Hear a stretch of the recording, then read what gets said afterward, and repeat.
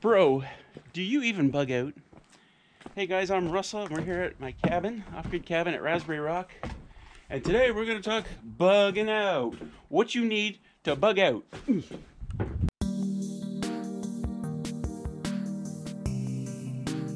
Alright, we're going to start with the most important items, but before that we got to start with a bag. You need a quality bag, good zippers on it, can hold a lot of stuff. This one isn't really big enough, but it does have a pouch on the bottom that I've taken off. Notice that I put lanyards on several of the zippers. A paracord, which is good for emergencies if you need a little bit extra cordage. Has lots of pockets.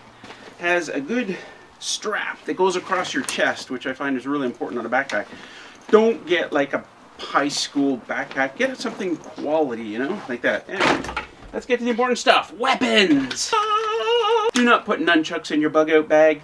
You're only going to hurt yourself, and there's no way you're going to take down a big game animal with nunchucks. Trust me, I know. If you don't have a gun license, you can't get a real gun, you might consider getting a air rifle.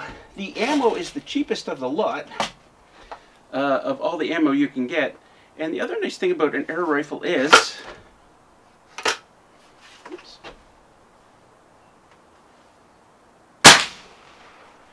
it's reasonably quiet. You can take down small game with a good air rifle. This one was way too powerful. I actually needed a gun license to buy that. But the next one up, you're going to go with a 22 for your small game. Notice how small the 22 is compared with the air rifle. The air rifle is like my heaviest gun. For the small game, for the squirrels, for the rabbits, for other squirrels, you're going to need something like a 22 to take them down. You don't want large caliber because it'll just wreck the meat on it. The ammo is relatively cheap. I don't know when I bought this box. It's 500 rounds for $16.72. I think I got that a while ago. There's no way they're that cheap.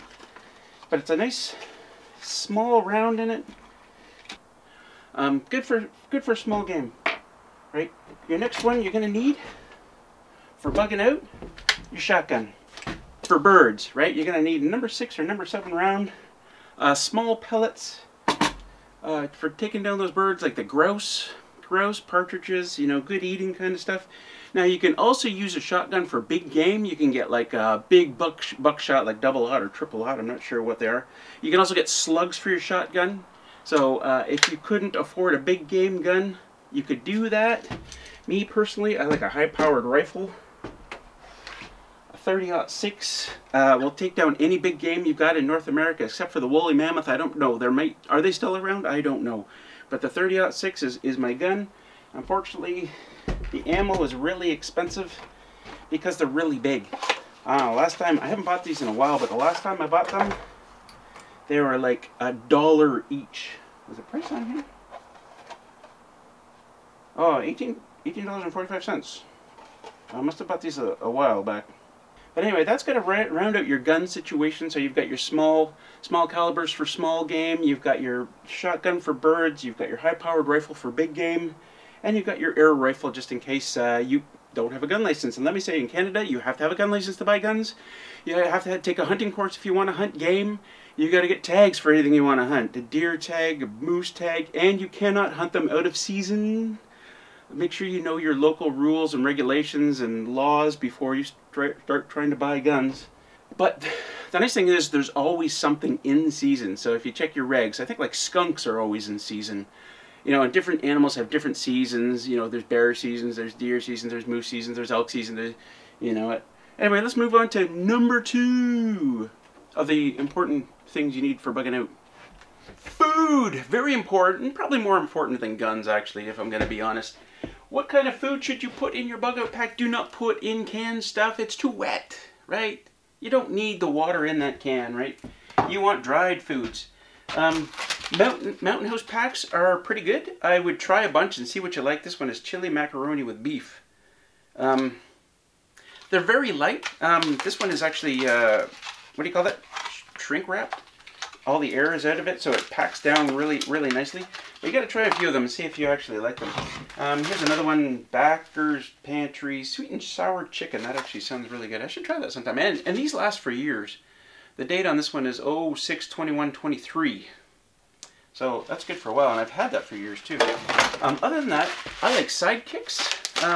Anything you just have to add water to, right? Nice and simple. You don't want to make complicated meals on the road, like spaghetti.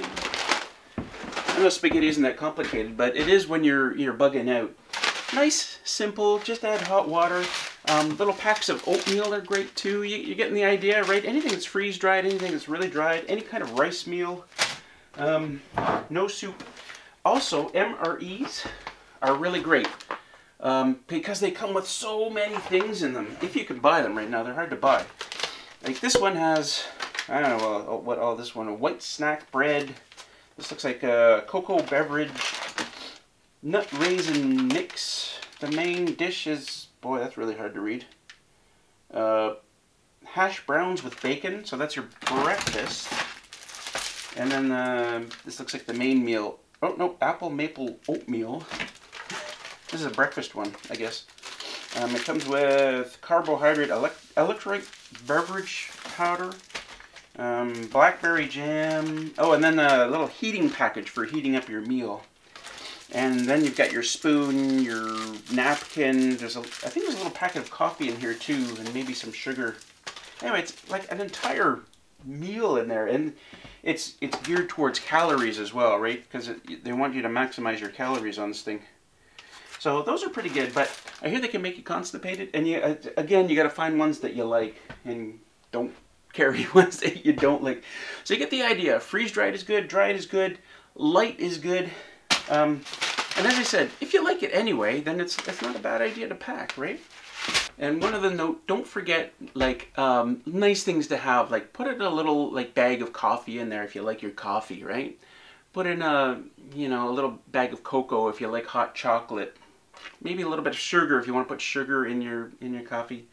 You know, I would put little creamers if you like, those little creamers you can get at coffee places. Put a couple of those in if you like cream in your coffee. It's nice to have these things that can really lift your spirit if you're bugging out somewhere. Gear! What kind of gear should you have in your bug out bag? If I fall on my face here, it's because I'm standing on ice and it's actually really slippery, okay? So let's keep that in mind. First of all, you gotta have a knife. Good quality knife. I would take two, one on your belt, one in your bag. They're indispensable. The next thing on your list is going to be 2 different ways to start a fire. I would go with a Bic. It's nice and easy, but in case it doesn't start, have something that always works. A good ferro rod, a good striker, and practice with it because it can be tricky to, there we go, look at the sparks. It can be tricky to go. 2 ways to start fire, an easy way and a way that's always going to work. Here you have your multi-tool. Everybody should have a multi-tool. I carry this around all the time. It's always on my belt, and it's so very useful for so many different things. I do recommend, if you get one, and you're going to get one, right? Get one with scissors on it. Scissors are incredibly useful. And if you don't get one with scissors on it, put a pair of scissors in your bucket bag. Add it to your gear list. There's the multi-tool. I don't know if I'd put it. This is a shovel. I don't know if I'd put that in there. You kind of want to keep things light. Kind of depends on what you think you're going to be facing out there. Are there zombies that you're going to have to be killing? Because then a shovel could be handy. I don't even know how this thing works. I've never used it. There we go. There's the shovel. There's the pick. And yeah, I guess you screw that back up there, and you screw that in, and then you're shoveling things. I don't know. Whatever. You need a single-walled stainless steel canister for your water. And I say single-walled stainless steel so that you can actually put it in the fire. You can heat up water for your food, or if you need to sterilize water, you can put that in your fire for that. I would go with not a plastic. This is a plastic lid. I wouldn't get a plastic lid. I would get stainless steel lid with it so that you can have it on. This will melt if you put it in fire. Why do I know that? Because you should have a mess kit of some kind for just cooking food, right? Or heating up water if you want to. This one came with a bowl inside it, and this lid, we had this on a fire once and the lid started to melt. So no plastic lids on your containers that are going over a fire. But this was kind of nice. It has, now we have 2 bowls that we could use. City Girl and I have used this on our camp out, our lunch out, camp cooking lunch thing, whatever you want to call it. Yeah. Oh, essential to your list is my sleeping bag's over there. You can't see it. Can you turn your monitor? No? Okay. Anyway, good sleeping bag. -5 bag. It depends on where you are. If you're in Texas, you probably don't need a -5 bag. -5 Celsius is what I'm talking about. But get a good bag, a decent bag, and a tent. This isn't actually a tent, it's a chair, but let's call it a tent because it kind of looks like a tent in this bag. I couldn't find the tent. Note that get the tent size for your needs. If you're just by yourself, then get a 2-man tent. If there's 2, you get a 3-man. I don't know why they do that. Why a 2-man tent only fits 1 person. It doesn't make any sense. I mean, unless you know, get a 2-man tent if you're planning to do a Brokeback bug out, right, scenario. But otherwise, you probably don't want to be that close to your neighbor. In the topic of flashlights, I really like headlamps over every other thing. I would get 2 of them. This one has one of those nifty 18650 batteries, lithium batteries. My dog's throwing up. Are you okay, Willow? Oh, that was disgusting. Anyway, get a couple of headlamps. They're indispensable. In fact, I would have a headlamp just about everywhere. You know, have one in your car, have one at work, have one in your bug out bag. They're just so dang valuable. This one's nice. This one J-Dog gave to me, a good friend. Look at that. Look how bright that is. That's awesome. What else have we got here? Oh, survival seeds. Can you see that? Survival garden seeds. Because you never know where you end up. You might need to start living anew. You might have to start a new dynasty, you know. The market chief comes to dispute them. Raise crops and animals. Is she gonna throw up again? I don't know. That's kind of you can put that in there or not. I know. In this bag I have well, I should open this and show this. This is our bug out hats and bug out nets. They're pretty cheap on Amazon, so I just bought a bunch of them. Because out here, you know, you're walking through the bush and, you know, branches tend to rip the... They're actually fairly durable, but, yeah, so a bug out jacket. You can get bug out pants as well, or bug out. Bug net jackets and bug net pants. There's some pants. I've never used them, though. I'm always wearing long pants, and I never get bitten. But, yeah, I bought a whole bunch. There's head nets, mosquito head net. Is that what it's called? You do need... Oh, yeah, that's another thing. You do need a wide brim hat, and I had sunglasses this, too, and I have sunglasses like I said. You know what sunglasses look like, though, right? So a wide brim hat so that the mosquito net isn't, like, right on your face, right? It's held out from your face. So I would add that in there as well. I've also got, I don't know, an emergency shelter. It's just a tarp, really. Just a tarp. And it looks like that fancy stuff. You know those blankets you can get? Those. I would add that to the bug out bag as well. A map. Very important. Do you know your way around? You're trying to get somewhere. You're on foot. You don't have a GPS, or maybe the GPS system is down. Get a map of your local area or anywhere you think you're going to be going. This is a road map of Ontario, because that's where I live, in Ontario. That's pretty much all I had here. Other than that, I had a compass, of course, and I'm not sure where my compass is right now. I had paracord, a mask, a breathing mask, important these days, of course, because of the coronavirus. I would also consider goggles, you know, the kind that you use in high school chemistry class. They're just cheap plastic goggles. You never know. They could be useful. And then the only other thing was the map of Ontario. That's great, Russell. I just talked about the map of Ontario. Now I've talked about it twice. Anyway, let's go to the next important thing in your bug out bag. Can you guess what it is? It's right here.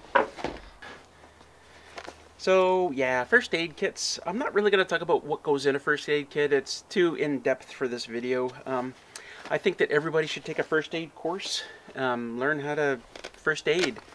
I've got a couple of kits here. This is a bigger one that I might take on big packs, but this is generally stays in the cabin.